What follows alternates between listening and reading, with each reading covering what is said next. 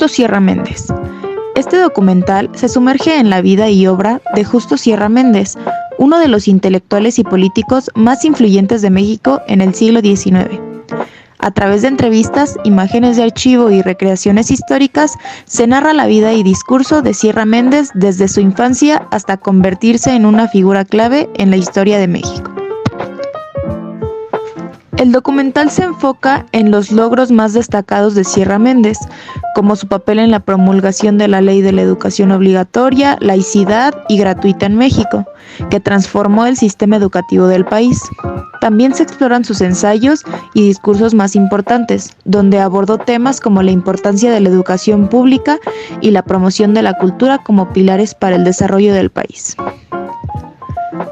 Para iniciar, vamos a mencionar que Justo Sierra Méndez nació en la ciudad de Campeche hace 165 años, el 26 de enero de 1848. Desde joven se estableció en la Ciudad de México, relacionándose con los mejores poetas y literatos de ese tiempo, incursionando en el relato, en el cuento, la novela y el teatro, y convirtiéndose posteriormente en escritor, historiador, periodista, poeta y político mexicano. En 1871 se recibió de abogado y fue diputado del Congreso de la Unión, desde donde lanzó un proyecto que sería aprobado no hasta 1881 y que daba a la educación primaria el carácter de obligatoria.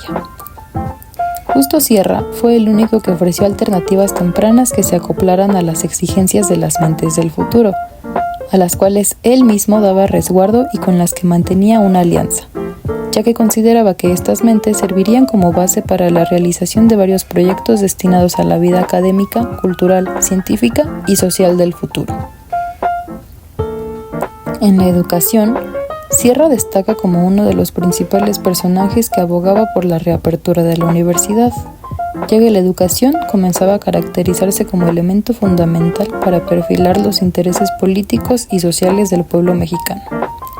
Los conservadores pensaban que en la universidad necesitaban estudiarse las ciencias positivas y exactas tanto o más de lo que enseñaban las humanidades y la religión, y así la universidad poco a poco iría recuperando el lugar que le correspondía como instrucción superior jerárquica. Pero claro, no todo marchaba bien, pues los liberales aún buscaban cómo suprimir la universidad. En 1910, Justo Sierra asumió el cargo de ministro de Instrucción Pública y Bellas Artes. Fue entonces que contribuyó de manera significativa a la fundación de la universidad.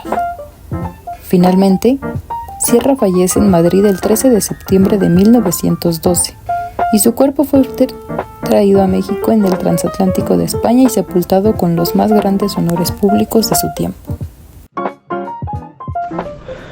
Pero para 1948, en el centenario de su nacimiento, la UNAM, junto con otras universidades del continente, lo declararon Maestro de América, y sus restos fueron trasladados del Panteón Francés a la Rotonda de las Personas Ilustres, lugar creado precisamente a iniciativa de don Justo Sierra Méndez en 1880, y por decreto presidencial el 26 de mayo de 1999, su nombre se inscribió con letras de oro en el muro de honor del Palacio Legislativo de San Lázaro.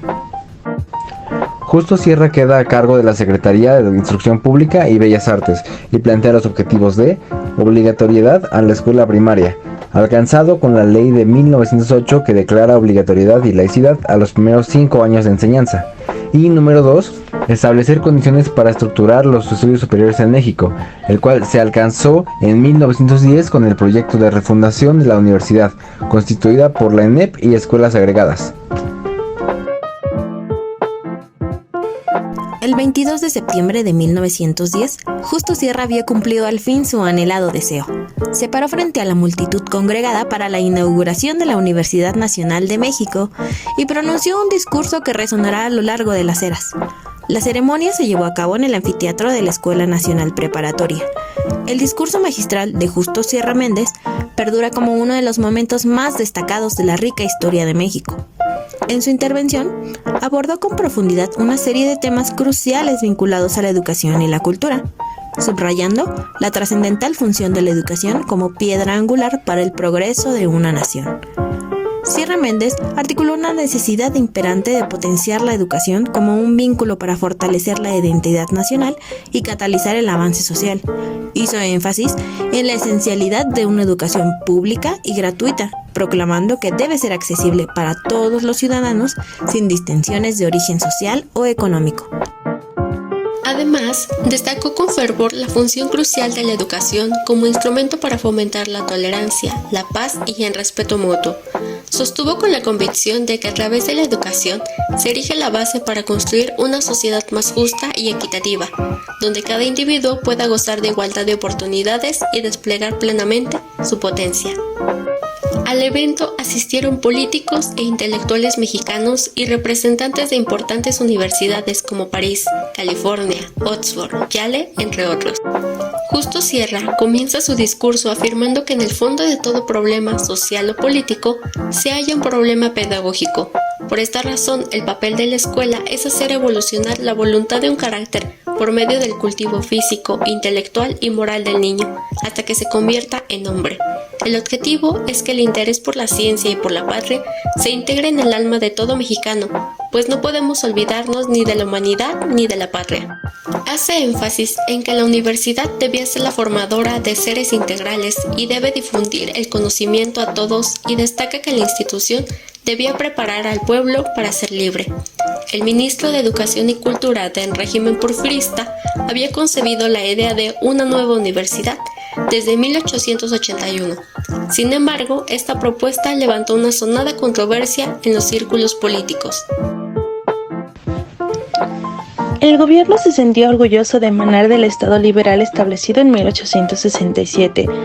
Esto implicaba que en la memoria política, la propia universidad era el símbolo de todo aquello contra lo que se había luchado durante un siglo.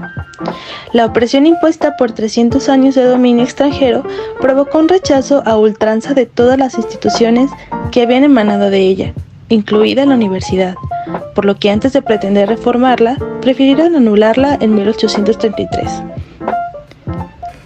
El discurso de Justo Sierra menciona que, si no tiene antecesores, si no tiene abuelos, nuestra universidad tiene precursores. El gremio y el claustro de la Real Pontificia Universidad de México no es para nosotros un antepasado, es el pasado. Reiterar que la nueva universidad no traería al país los vientos del pasado corresponde a la política del último tercio del siglo XIX, que en aras de mostrarse moderno y con todas las posibilidades de ingresar al concierto de las naciones civilizadas, no se sustraía a su tiempo. La paradoja era que el mismo Estado porfirista reproducía ese pasado en el estatismo y en la opresión de todos los días. Una época revestida de festejos, bailes e inauguraciones de Oropel, nada congruente con la realidad. El acto siguió. Porfirio Díaz dio por inaugurada la Universidad Nacional de México. Joaquín Ejía Liz fue representado como el primer rector de la institución. Se le otorgó el honoris causa por los servicios presentados a la patria en el campo de las ciencias y humanidades. Y al mediodía de ese 22 de septiembre, México tenía una nueva universidad.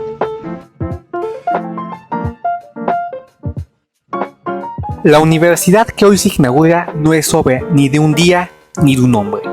Es el resultado de un esfuerzo constante de la sociedad mexicana por elevarse a sí misma, por alcanzar los niveles de civilización que le corresponden en el concierto de las naciones.